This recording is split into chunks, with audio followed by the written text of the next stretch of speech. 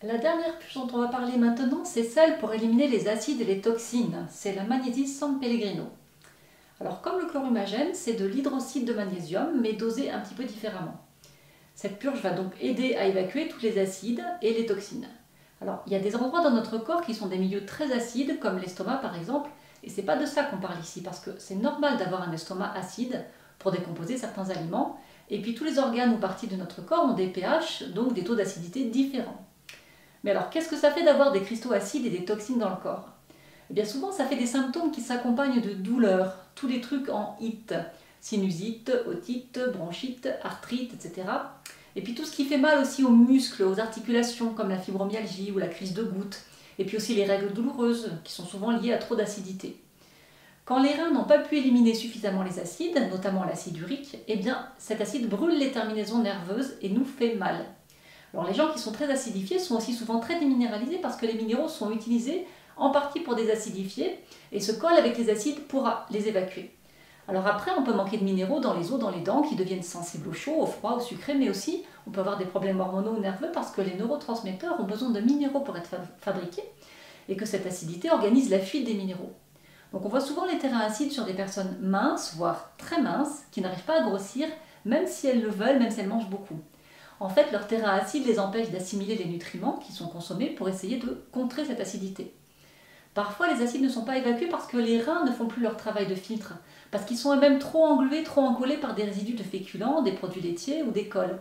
Donc dans ces cas-là, il ne faudra surtout pas commencer par la purge à la magnésie San Pellegrino parce que même si l'acide est très présent, il est dû à l'impuissance des reins à bien fonctionner. Et si on faisait sortir beaucoup d'acide avec la magnésie alors que les reins ne peuvent pas évacuer, ben on pourrait se sentir très mal parce que les acides seraient simplement déplacés d'un endroit à un autre, ce qui ne serait pas forcément mieux. Donc il faudra d'abord nettoyer les cols chez ces personnes-là avec l'huile de ricin pendant quelques temps jusqu'à ce que les urines deviennent plus foncées, plus odorantes, signe que les reins commencent à fonctionner mieux avant de s'occuper des acides. Donc, ne pas utiliser cette purge si les reins fonctionnent mal, si on a beaucoup de colle dans le corps, si on a beaucoup mangé de féculents dans sa vie, qu'on y est d'ailleurs un peu accro, et qu'on a un peu d'embonpoint ou de poids en trop. Vous ferez la magnésie plus tard, même si vous avez des douleurs. Si vous avez un terrain très acide et pas ou moins de colle, alors vous pouvez utiliser cette purge qui va aider pour toutes les douleurs. On trouve facilement la magnésie San Pellegrino en pharmacie et simplement parfois il faut la commander.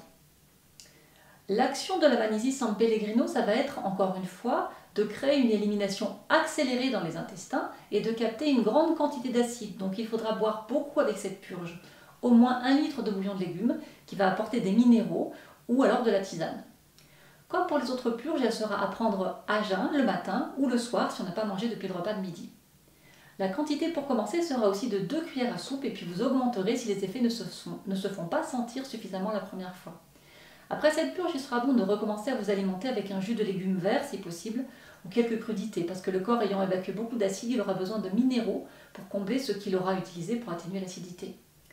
Si ça ne marche pas, réessayez un autre jour en augmentant un petit peu la quantité. Et si ça ne marche pas toujours, c'est peut-être aussi que vous n'avez pas assez d'acide chlorhydrique dans l'estomac pour se lier à l'hydroxyde de magnésium et le transformer en chlorure de magnésium.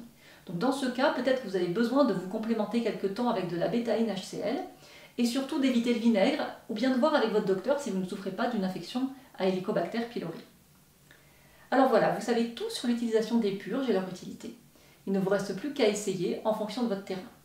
Et si, malgré ces explications, vous hésitez encore, n'étant pas sûr de votre terrain principal, eh bien contactez-moi pour une séance individuelle et puis nous clarifierons les choses.